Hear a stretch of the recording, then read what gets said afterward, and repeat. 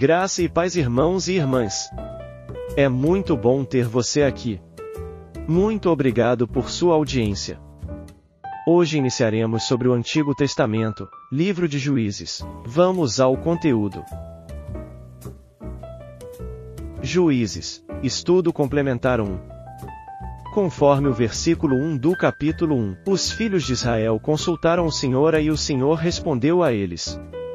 Juízes inicia-se com uma menção explícita de relacionamento e obediência do povo de Deus com seu Senhor. Logo a seguir, Judá é designado para subir e lutar contra os cananeus em Bizeque. Seu rei, Adoni-Bizeque, tem no significado de seu nome a expressão de a seu espírito. Senhor do relâmpago, ou Senhor do trovão.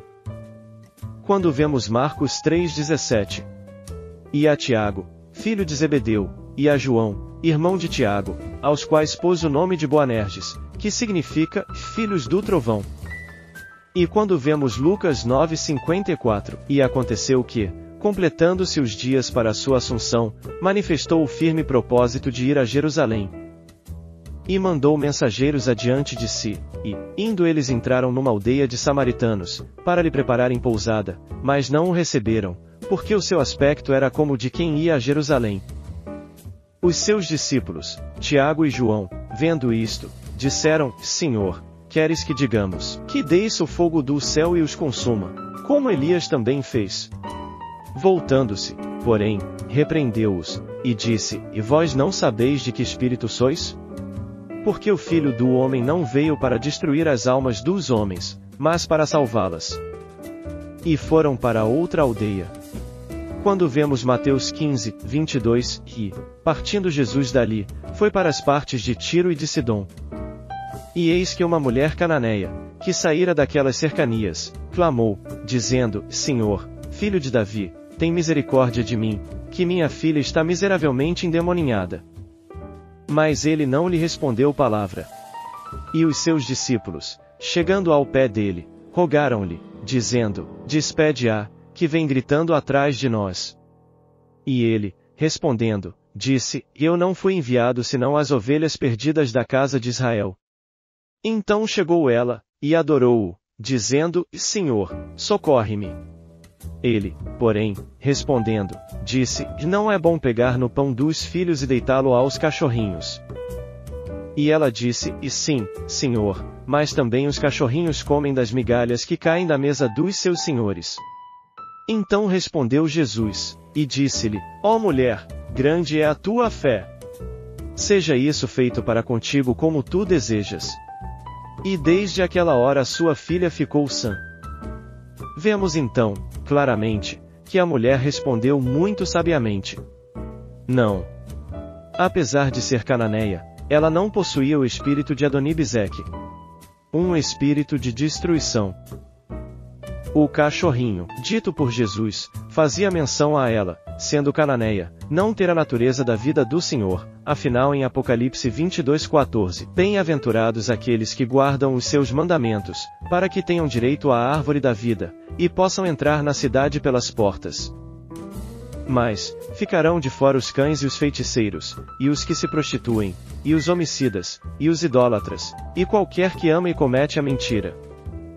Os cães representam aqueles que não têm a natureza da vida do Senhor. Só que ao responder como ela respondeu, ela manifestou a vida do Senhor, haja visto que ela respondeu às avessas daquilo que fazia Adoni-Bizeque conforme Juízes 1:7. Então disse Adoni-Bizeque, 70 reis, com os dedos polegares das mãos e dos pés cortados, apanhavam as migalhas debaixo da minha mesa, assim como eu fiz, assim Deus me pagou. E levarão-no a Jerusalém, e morreu ali. Veja, retirar o polegar das mãos e dos pés significa retirar-lhes a identidade, acima de tudo. E nós sabemos que a configuração de vida se dá por filiação conforme João 1:12, veio para o que era seu, e os seus não o receberam.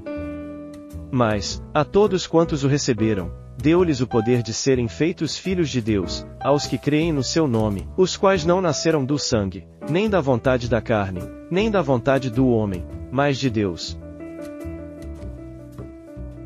A conquista de Jerusalém e a paz. Depois, versículo 8, os filhos de Israel pelejaram contra Jerusalém, seu rei, Adonisedeque, já havia sido morto conforme Josué 10:1. Assim eles conquistaram a cidade da paz, Jerusalém, e passaram-na a fio de espada. Porém a Bíblia relata a paz com Deus e a paz de Deus. A primeira é resultante da morte do rei Orão, o Senhor da justiça própria. Ou seja, é crer na obra do Senhor e repudiar qualquer justiça própria em nós. Mas e a paz de Deus, conforme o relato do livro de Reis, Israel, naqueles dias, vinha pecando conforme o rei Jeroboão os havia ensinado, e de seus ensinamentos em nada se desviavam, 2 Reis 17, do 6 ao 33, até que o Senhor tirou Israel de suas terras e os enviou deportados para a Síria, e de lá da Síria trouxe gente da Babilônia, de Cuta, de Ava, de Amate e de Sefarvã, e os fez habitar em Samaria no lugar de Israel. Estes povos temiam ao Senhor como Deus que poderia eliminá-los quando bem quisesse, mas não temiam ao Senhor para servi-lo. Diz o verso 33 que temiam ao Senhor, mas também serviam a seus próprios deuses, segundo o costume das nações dentre as quais tinham sido transportados. Hoje em nossos dias podemos perceber perfeitamente esta situação ocorrendo dentro da Samaria que temos dentro de cada um de nós individualmente. Espiritualmente ocorre isto todos os dias, na verdade não queríamos, mas infelizmente, muitas vezes, o fazemos em nosso coração, Romanos 7:18. Isto é indicativo de pelo menos duas conclusões óbvias, e 1. Nossa atitude nunca deve ser a de ter um espírito de destruição, Adonibezeque, para com estes, aqui representados pelos samaritanos, muito pelo contrário. Embora fique claro pelo livro de Juízes que estes não poderiam experimentar a paz de Deus como uma constante em suas vidas pelo fato de sucumbirem à mistura, dando assim condição para a abertura de brechas em suas vidas, este é o relato do livro de Juízes. 2. A unidade, prática, do Espírito a ser preservada conforme Efésios 4:3. Só será de fato experimentada na medida da operação da obra da cruz, separação do mundo, da carne, das paixões e cobiças e do ego. A conquista do Negueb e a maturidade. Depois os filhos de Israel passaram a pelejar contra os cananeus que habitavam em Negueb e suas planícies, conforme Josué 1:9. A condição fundamental para que prosperemos em qualquer chamado divino, pode ser resumida em dois verbos, obedecer e depender do Senhor. Abrão recebeu do Senhor um chamado, que incluía uma ordem bem clara: seria pai de multidões, mas deveria sair de Harã, da casa paterna e de sua parentela, e ir para um lugar desconhecido, lugar da bênção, que Deus lhe mostraria, caso seguisse a direção do Senhor. O mais importante, na questão dos chamados divinos, não é a idade, condição cultural, intelectual ou socioeconômica da pessoa, mas sua disposição de viver as novidades de Deus. Por exemplo, Abrão, aos 75 anos de idade, não se achou velho o bastante para experimentar mudanças e aventuras com Deus. Nunca ponha obstáculos diante dos chamados de Deus, nenhum chamado de Deus chega tardiamente em sua vida, nem você será sempre encontrado na posição ideal para ser chamado. Deus sempre sabe quem somos e em que situação estamos, e apesar disto, quando Ele nos chama é porque decidiu que vai nos usar e estabelecer no seu propósito eterno. Aleluia! Jamais estaremos na condição ideal para sermos usados por Deus, mas Ele sempre poderá nos fazer vasos úteis em suas mãos, caso decidamos obedecer e depender dele em tudo. Isto é o que mais Deus quer encontrar em nós, de disponibilidade para obedecer e depender dele. Obrigado por assistir até aqui. E não perca a continuação do estudo complementar 1, no próximo vídeo. Graça e paz, irmãos e irmãs.